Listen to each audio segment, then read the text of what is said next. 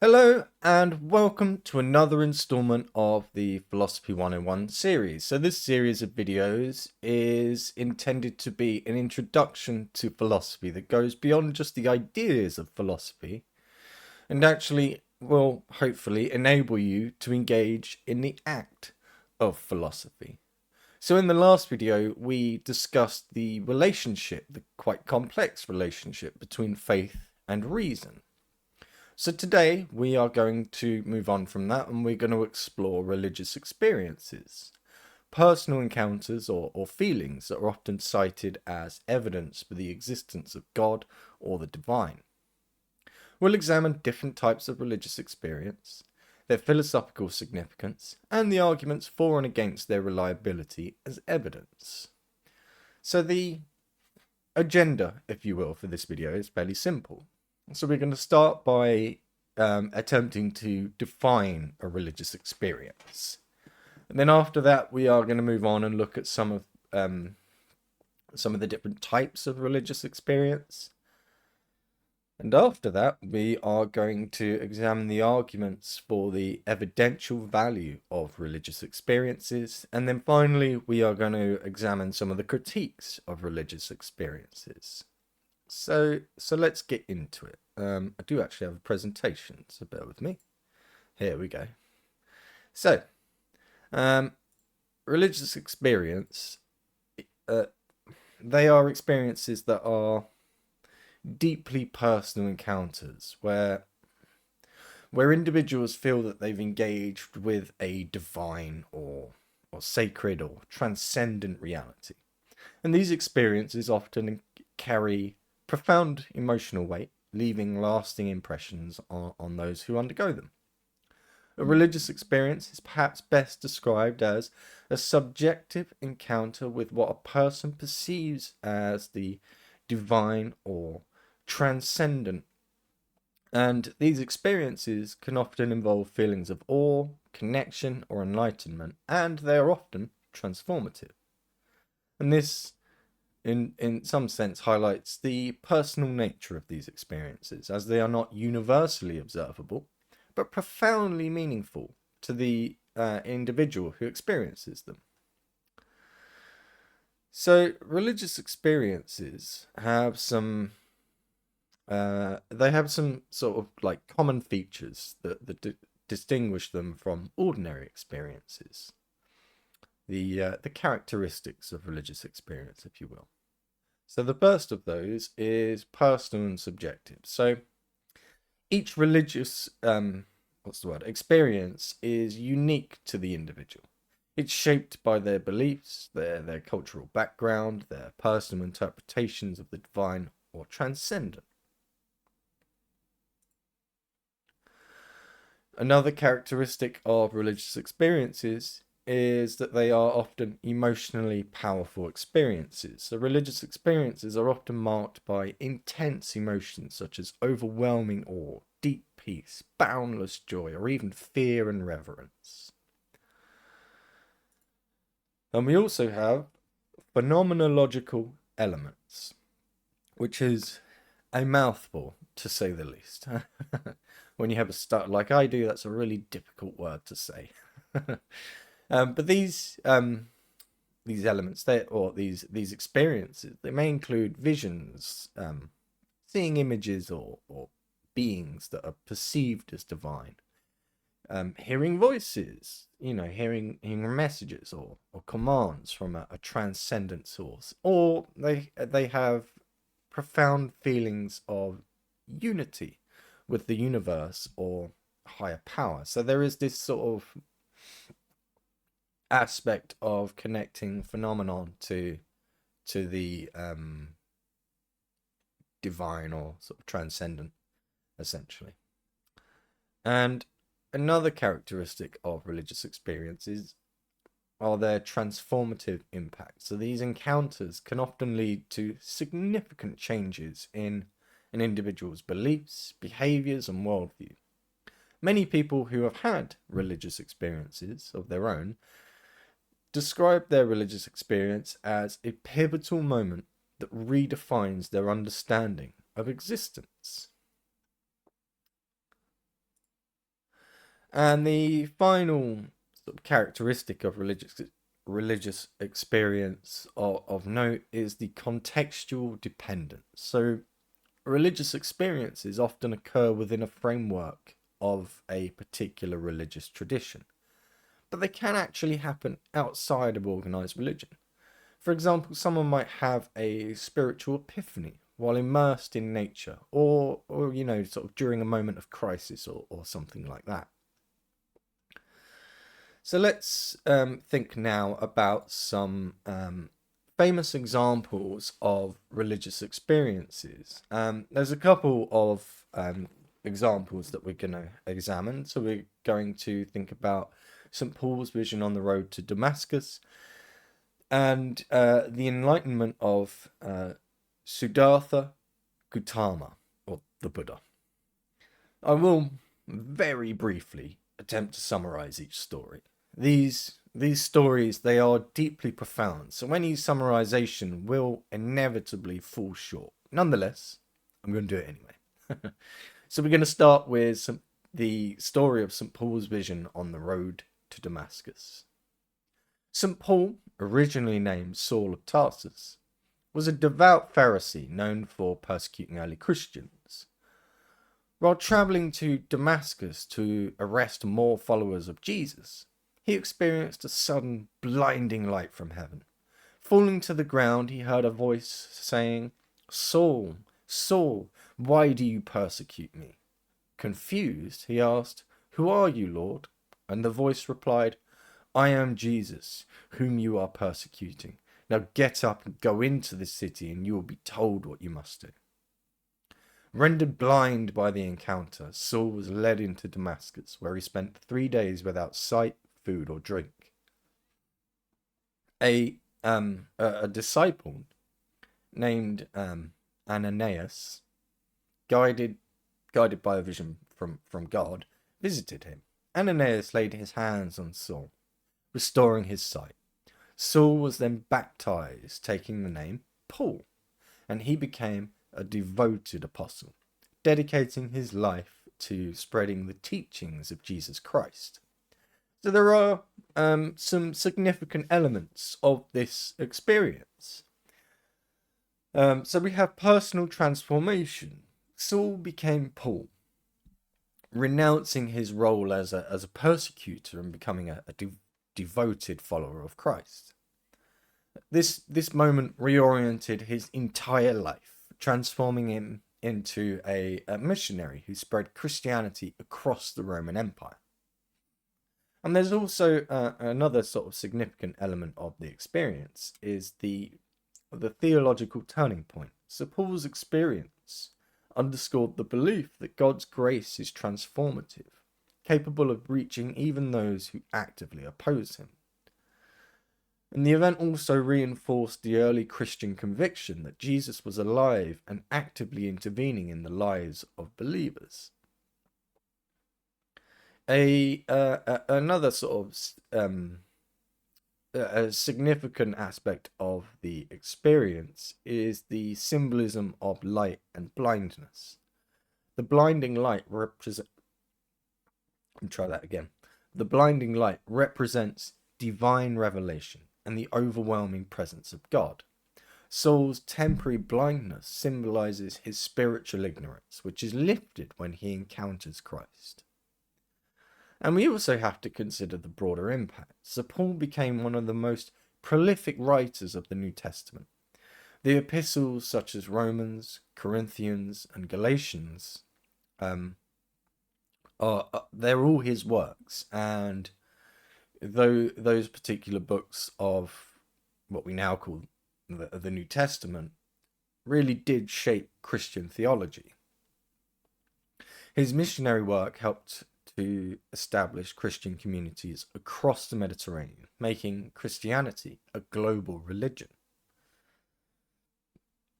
From a mystical perspective, St. Paul's vision can be seen as a paradigmatic example of a religious experience that is subjective yet impactful,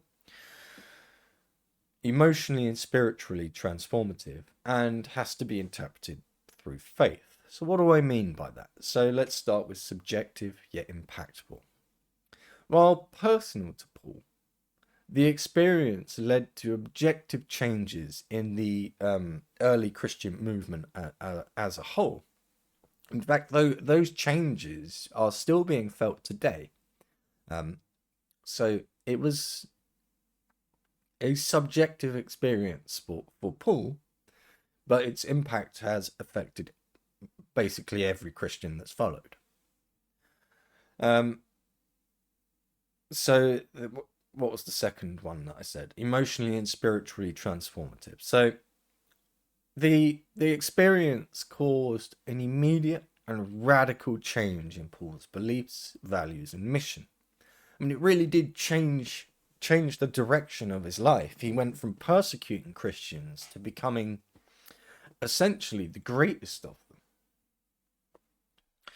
And the final thing is that it has to be interpreted through faith. So Paul understood that the event as an encounter with the risen Christ, which to him and to Christians alike confirms the divine nature of Jesus and his teachings.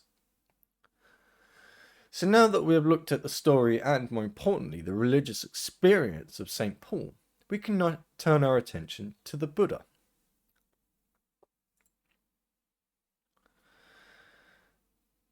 So, Siddhartha Gautama was a prince in ancient India, and he left his luxurious life to seek a way to overcome suffering after witnessing the realities of sickness, old age, and death. Renouncing his wealth, he became an ascetic and practiced extreme self-denial, but found it insufficient for attaining liberation.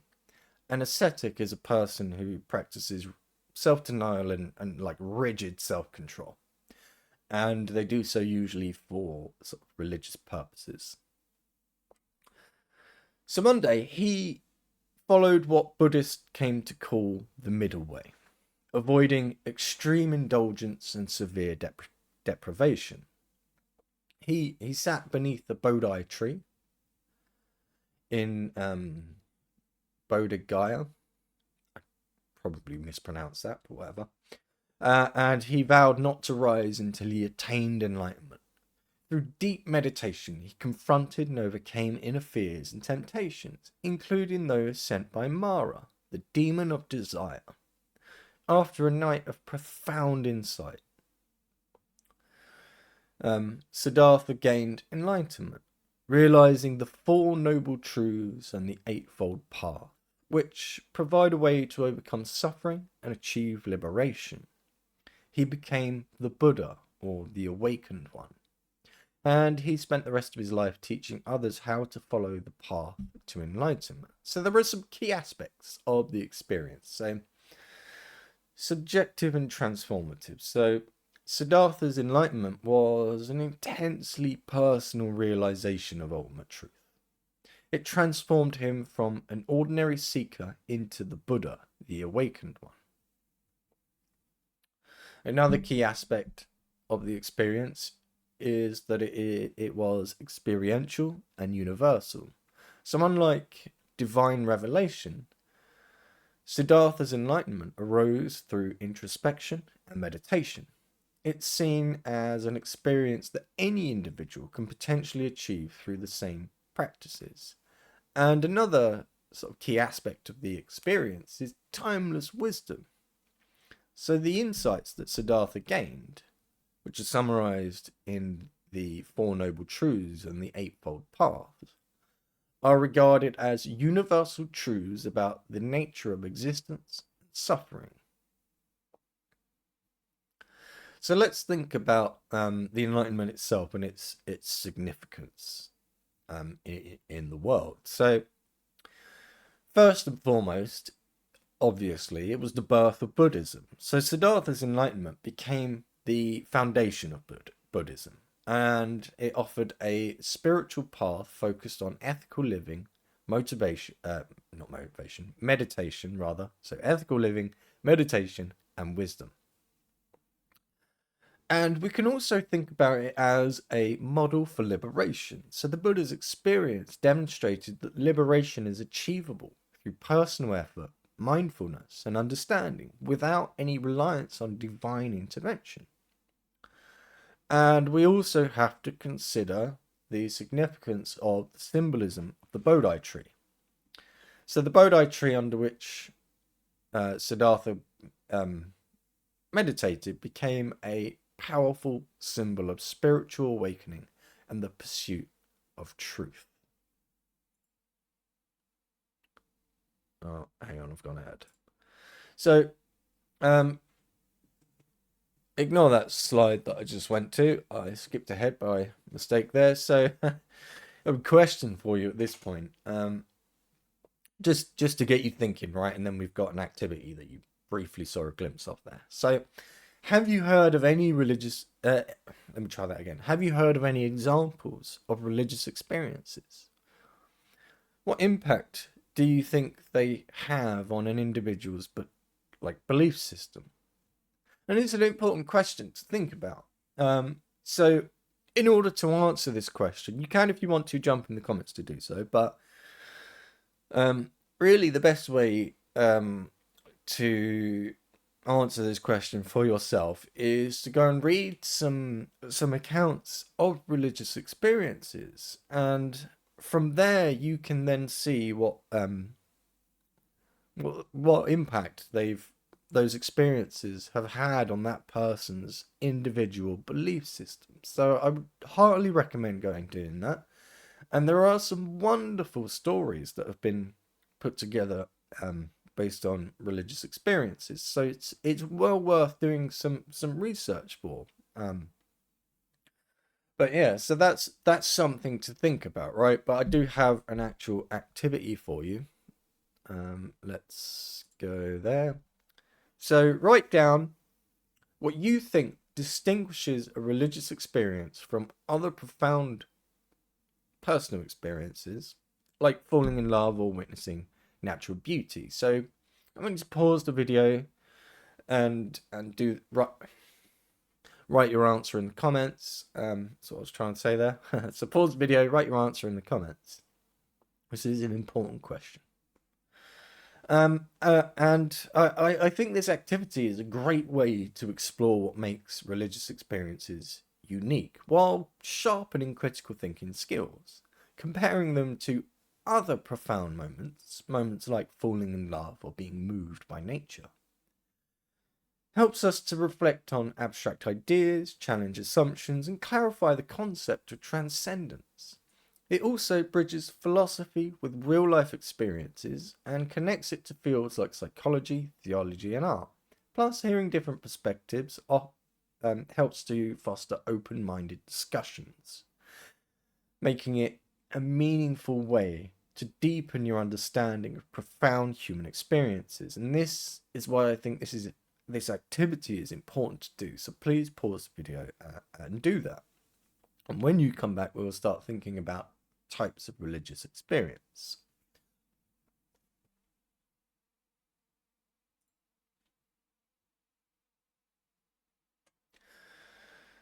So mystical experiences, they often involve a sense of unity with the divine, loss of self, ineffable feelings, and so on. So William James, in his influential book, what was it called? The hang on, I've got it on. The varieties of religious experience. So I had to look under my desk because the book's actually down there. The Varieties of Religious Experience by William James. And this book undertakes a pretty detailed examination of mystical experiences and identifies their distinctive characteristics. He proposes that mystical states, while deeply subjective, exhibit certain universal features that set them apart from ordinary experience. And these features are what we're now going to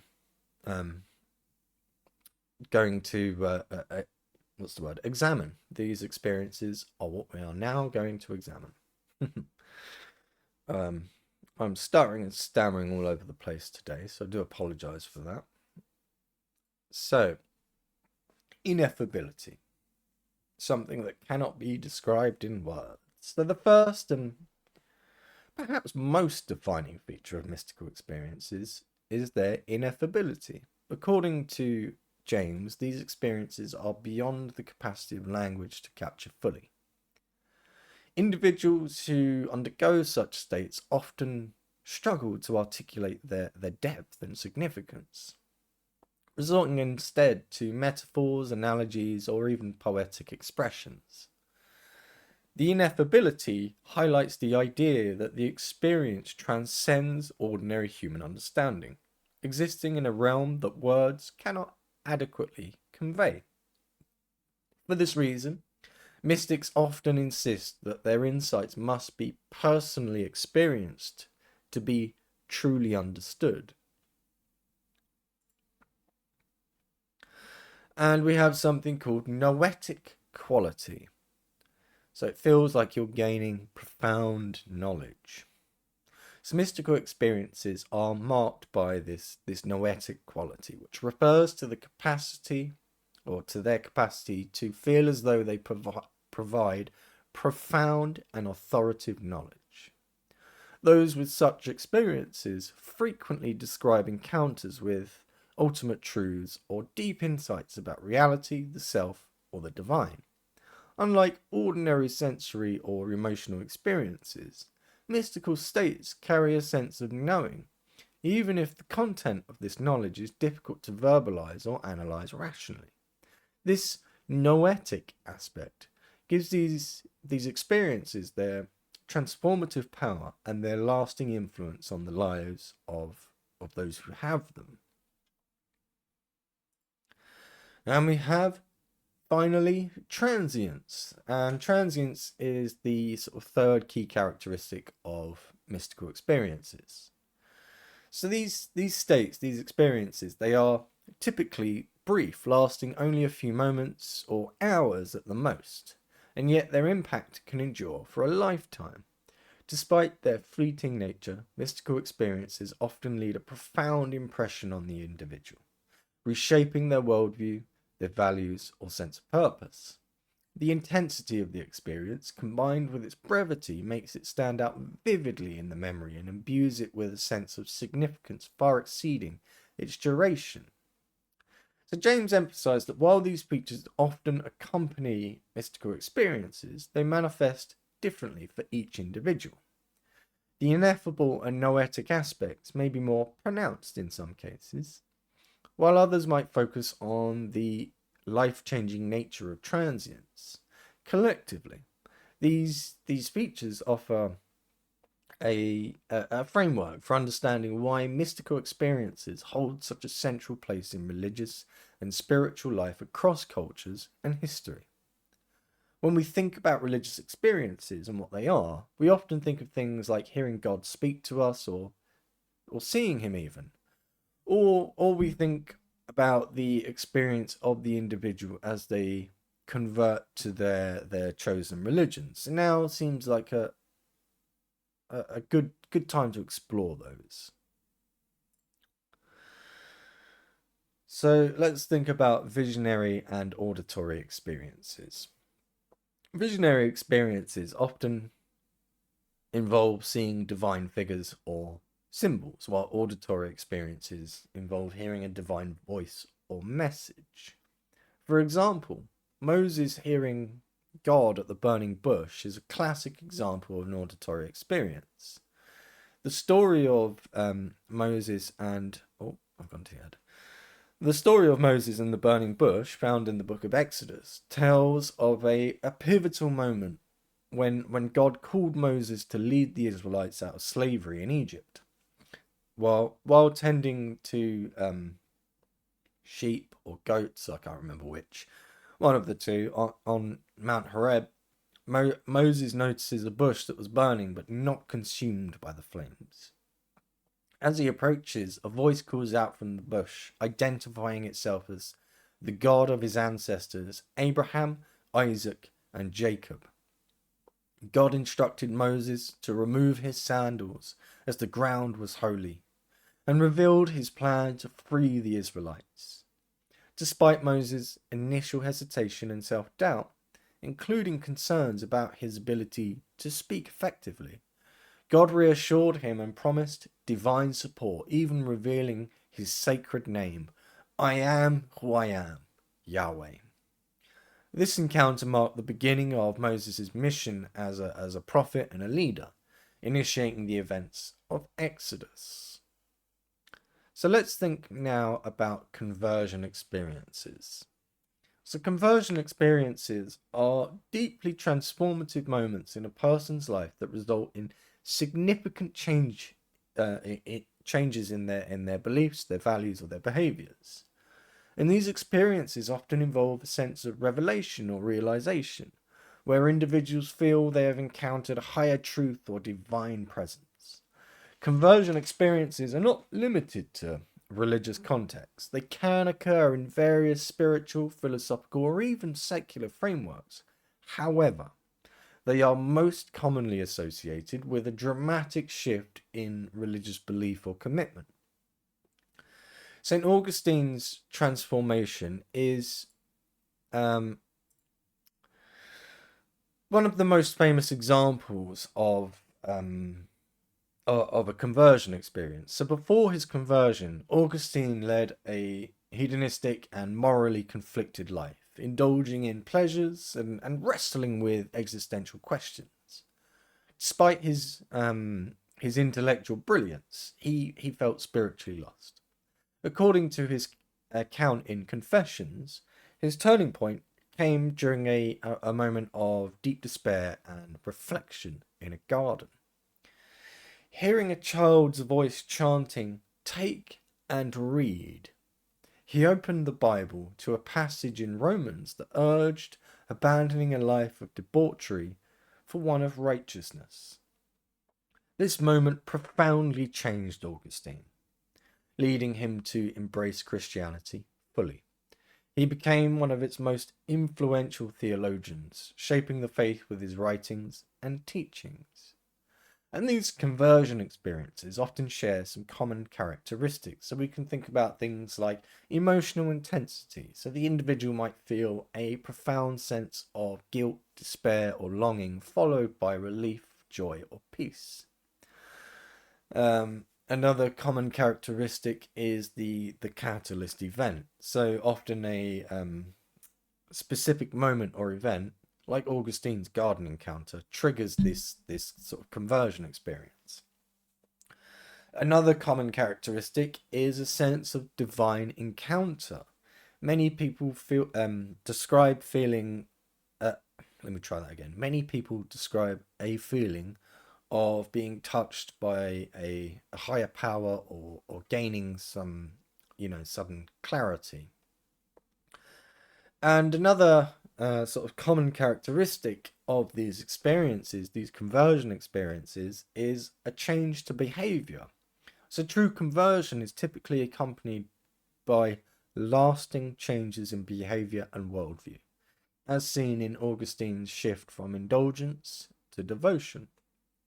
Conversion experiences continue to be of interest in philosophy and psychology and theology because they highlight the transformative power of belief and the interplay between the emotional, intellectual, and spiritual dimensions of human life. So now we have an activity, a question that I want you to answer in the comments. So the question is, which type of religious experience do you think has the most persuasive power as evidence for God, and why? So I want you to pause the video and I want you to write a paragraph or two in the comments answering that question. So which type of religious experience do you think has the most persuasive power as evidence for God, and why? So now that you have done that activity, we can move on and start thinking about evidence for the evidential value of religious experiences. And we are going to start with the principle of credulity.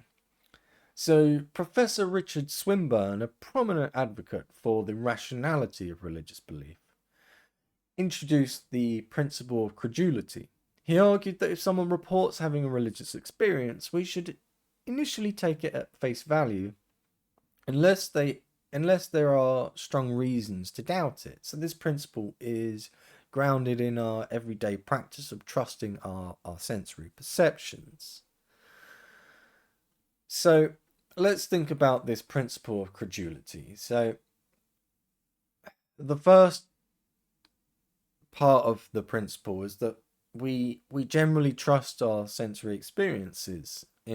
So in our daily lives, we rely on senses to inform us about the world, sights, sounds, smells, and so on, right? So unless there's a reason to suspect error, like hallucination or illusion or whatever, then we assume these perceptions actually do reflect reality. And religious experiences are analogous to, according to this principle, they are analogous to sensory experiences. So advocates argue that religious experiences, while distinct in nature, are similarly perceived as real by those who have them. So they are essentially considered direct encounters with the divine presence or ultimate reality. And final point, therefore, we should trust them unless proven unreliable. So, just as we wouldn't dismiss someone's account of hearing a sound without evidence to the contrary, we shouldn't dismiss reports of religious experiences without substantive reason. So that's Richard Swinburne's principle of credulity. So think about how we interpret other types of subjective experience, like feelings of love or artistic inspiration and so on. Why might religious experience deserve similar credence? So I want you to pause the video and answer that in the comments. So there are no right and wrong answers to these questions. Really, the point of them is to get you thinking. Now, if we were all together in a classroom, we could just have a discussion like normal people and it would be fine. But because that's not the case, and I'm sat here waffling in front of a camera, and as a result, there's no sort of two-way interaction in sort of real time, answering in the comments will have to do. So think about how we interpret other types of subjective experiences like feelings of love or artistic inspiration. Why might religious experiences deserve similar credence? So pause the video and do that. And then when you come back, we are going to think about transformative power. So another argument for the evidential value of religious experiences is their profound impact on individuals. And these experiences often lead to significant long-term changes in behavior and outlook. For example, people who report becoming more compassionate, altruistic, or deeply committed to ethical principles.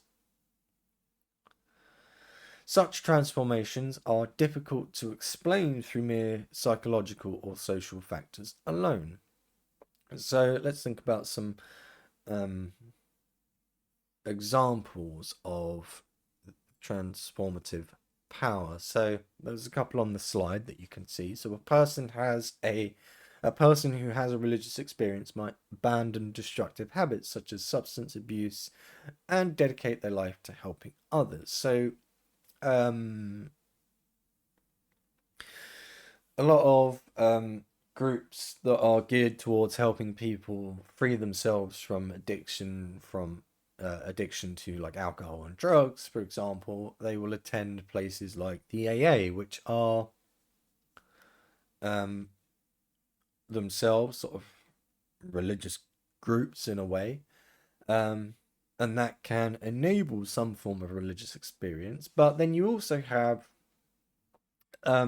many cases where an individual actually has some profound experience that transforms them and enabling them to to have the strength and whatever it is that's required in order to free themselves of that addiction. And as a result of that experience, it often leads them to dedicating their own lives to helping others achieve the same thing.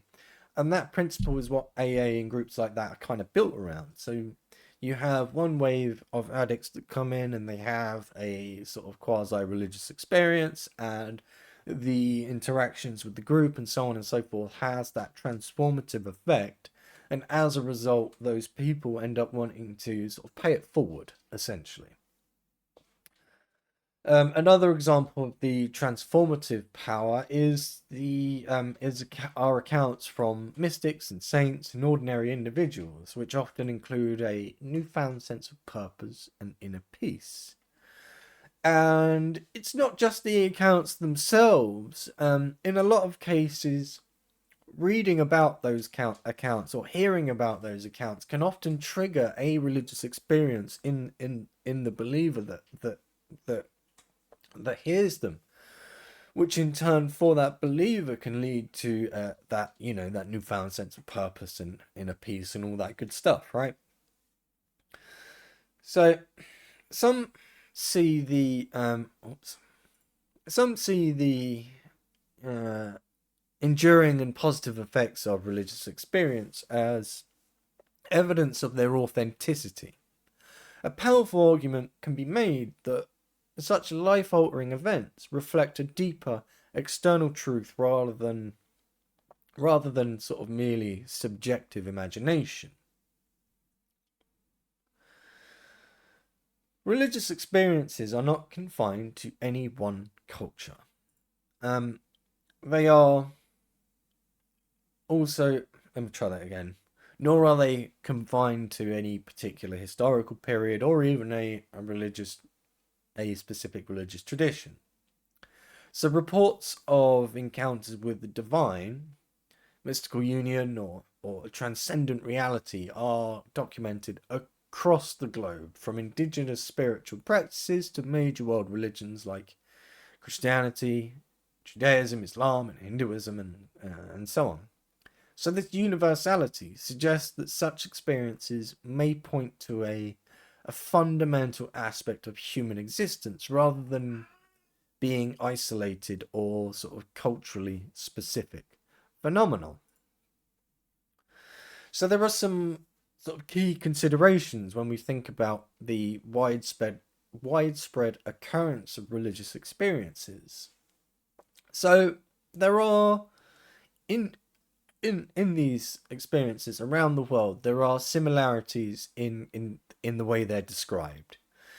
And those generally are things like feelings of awe or transcendence or union with the divine. And these similarities, they raise questions about whether they reflect a shared underlying reality. Even aesthetic or secular thinkers like Carl Jung have acknowledged the deep psychological and archetypal significance of these experiences. So that's something to consider, right? So now that we have considered some of the arguments for the evidential value of religious experiences, we can start to think about the other side, the arguments against the evidential value of religious experiences. So there is a question that you can see on the screen. So given the global and historical prevalence of religious experiences, do you think they can provide evidence for an objective spiritual reality, or are they just better explained by as the products of the human mind? So I want you to really think about that. Obviously, pause the video and write a couple of paragraphs in the comments, but I want you to really, really think deeply about this one. And again, there are no right and wrong answers to this. Certainly not that we human beings as yet know of, but the real value in this activity is, getting you thinking. And obviously we're not all together in the same room, so we can't have a discussion like we would if we were in the classroom. So as such, you'll just have to have a good think and then put your response in the comments. So pause the video, respond in the comments, and when you return, we'll examine the arguments against the evidential value of religious experiences.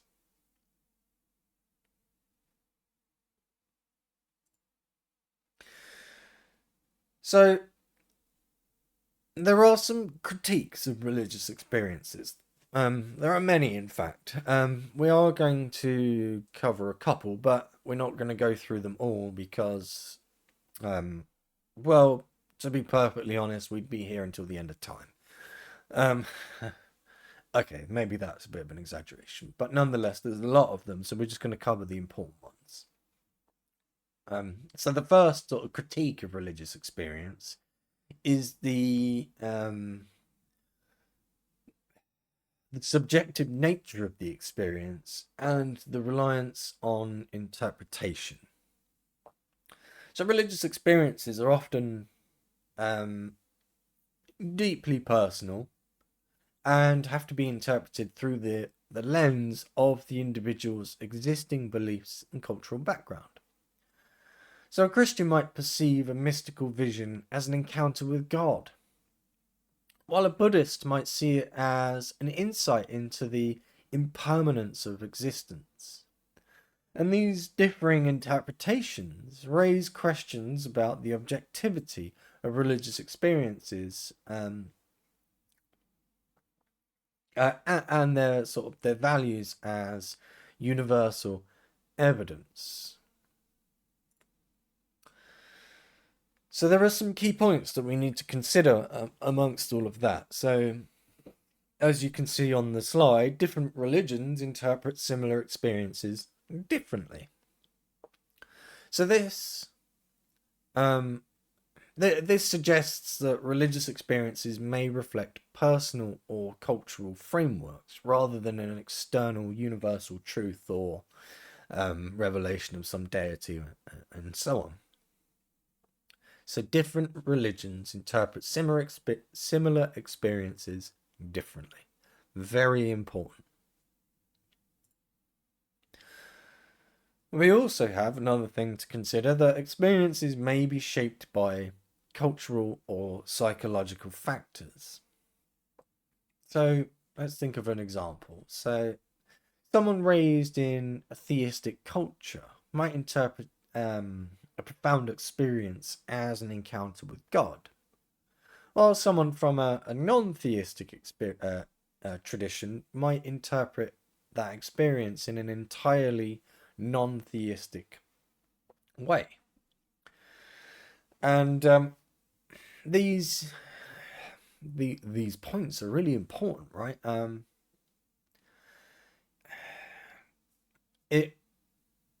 If anything, it highlights the fact that there is potentially no sort of underlying objective reality that these experiences point towards because of their subjective nature and because of the interpretation. So it is an important critique, right? So let's use this idea of the subjectivity and interpretation as a critique, and apply some critical thinking to the problem at hand. So think about how two people might describe the same piece of music in completely different ways, depending on their personal tastes or their backgrounds. How might this analogy apply to religious experiences? So I want you to pause the video and jump in the comments to answer that one, because this is, I mean, they're all important, right? But this is something that really, this exercise highlights the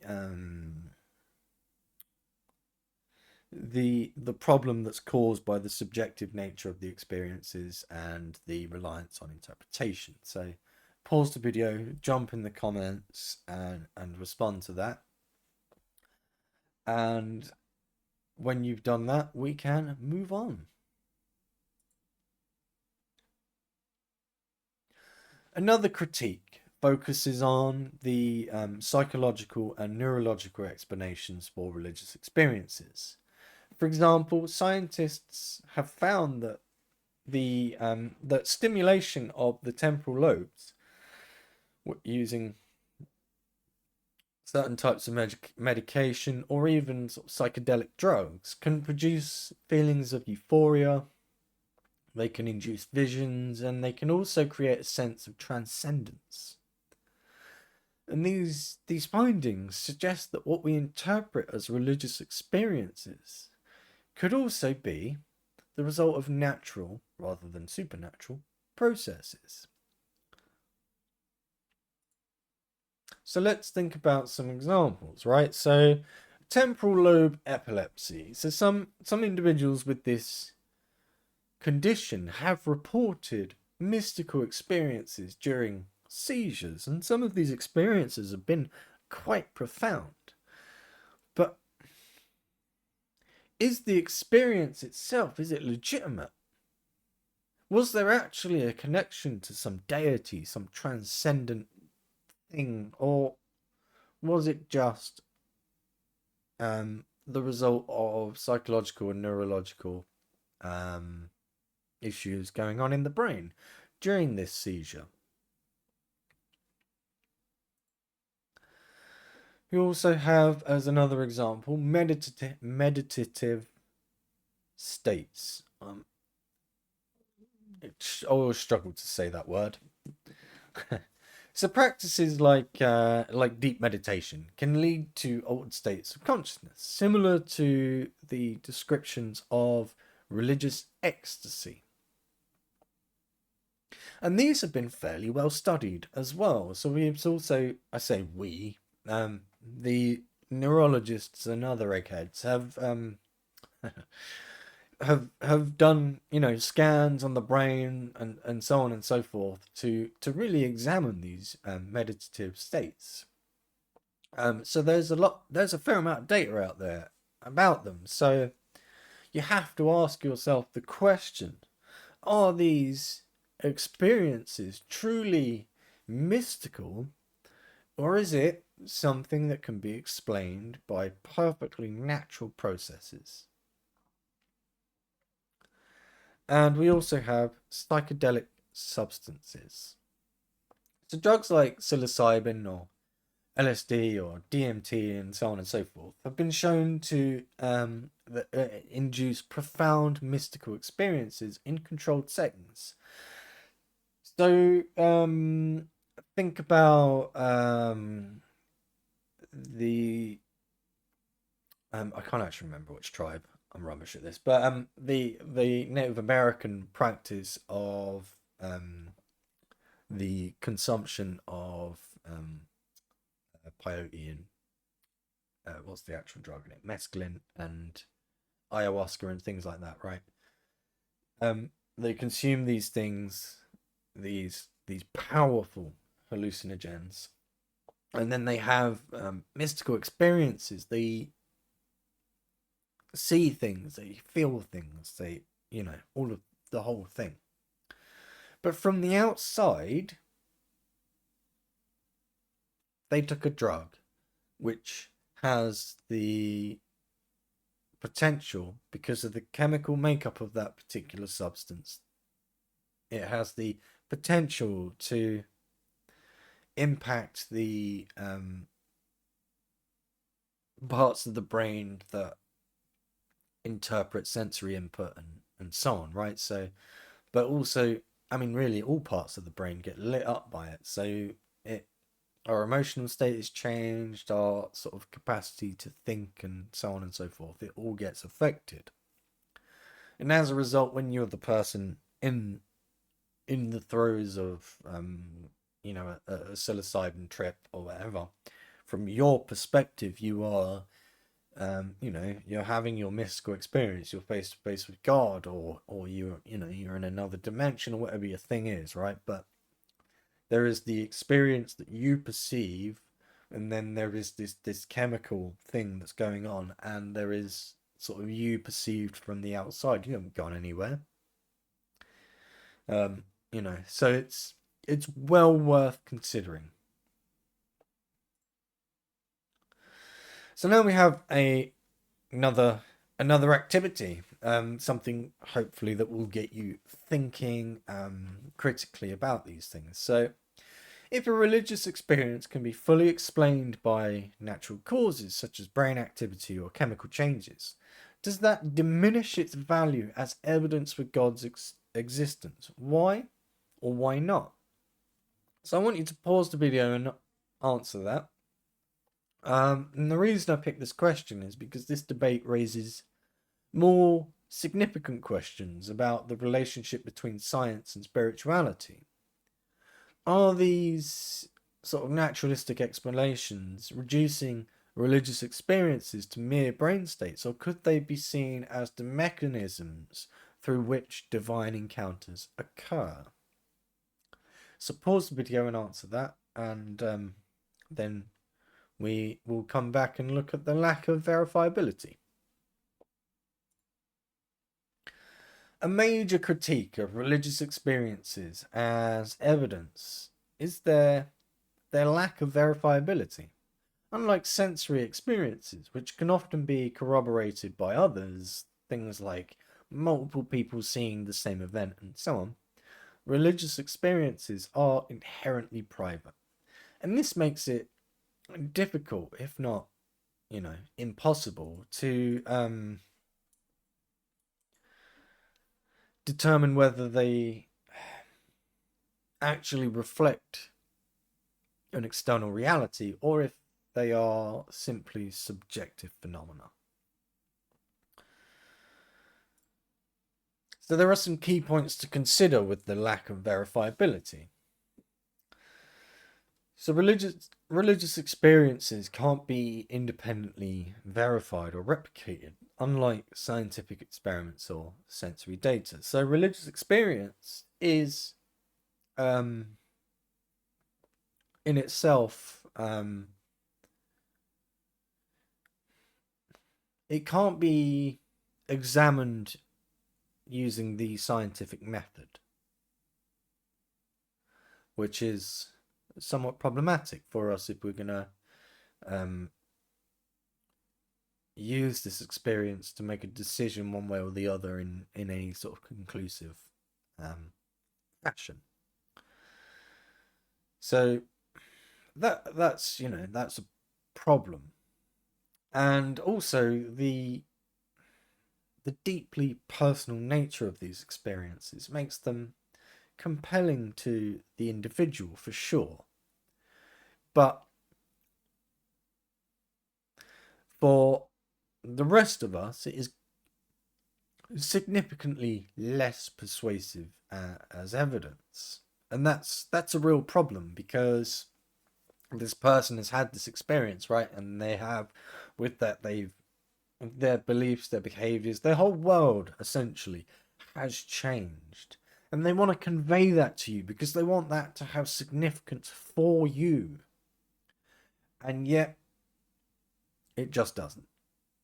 Or, at the very least, it is a lot less significant for you as it is for the person experiencing it.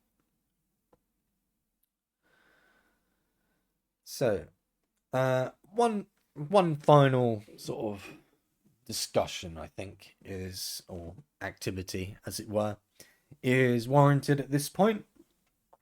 We are nearly done, I promise. So we've examined so far 3 major critiques of religious experience: their subjective and interpretive nature, the availability of psychological explanations, and their lack of verifiability. So let's think about this together. Do these critiques completely undermine religious experiences as evidence, or is there still a case to be made for their validity? But, that's something we have to think about, right? So you can think about things like the um while the event itself may not be mystical, the consequences of it are nonetheless felt, and so on. So you could think about things like that. But these critiques, they are, let's face it, they're pretty solid, right? So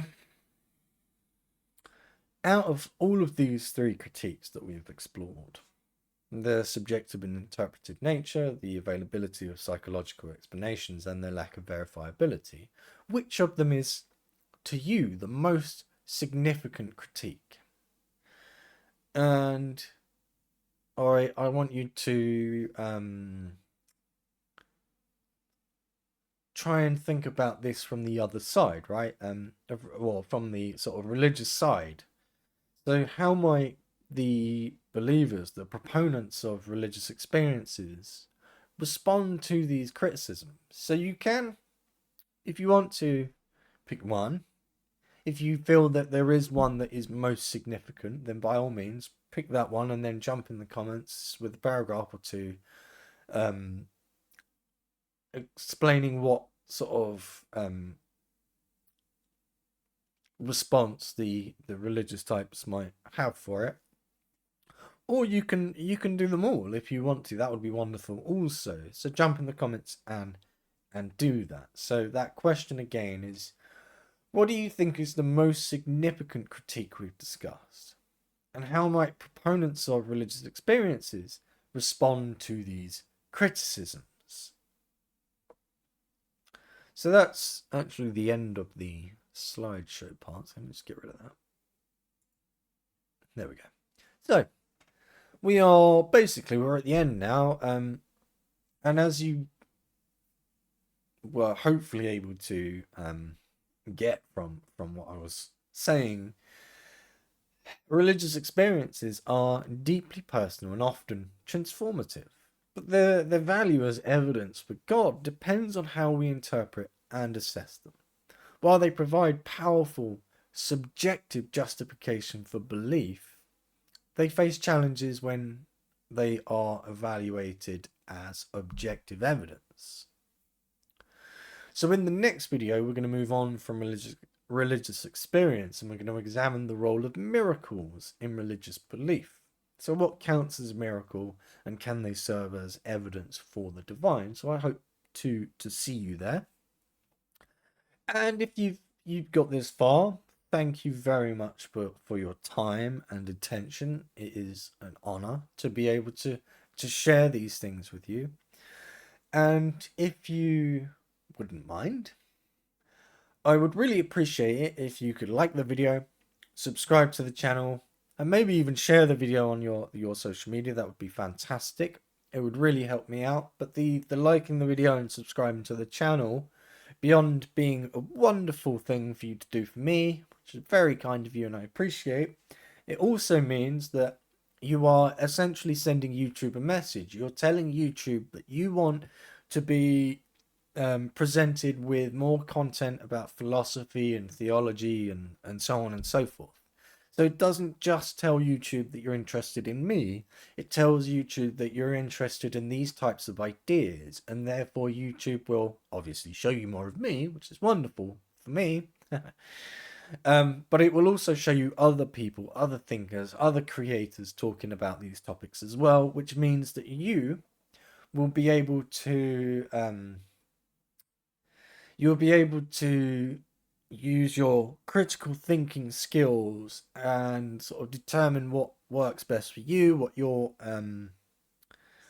agree with, what you don't, and so on and so forth. But also it means that you're not pinned down by any one particular interpretation, because with all things there is a layer of interpretation between the information and the audience. So the more sources of information you get, the more exposure you get to all these different interpretations, which means that your own interpretation can be formulated in a much more sort of objective and critical way, which is wonderful. So thank you very much for your time and attention today. I hope you enjoyed it, and I look forward to seeing you on the next one.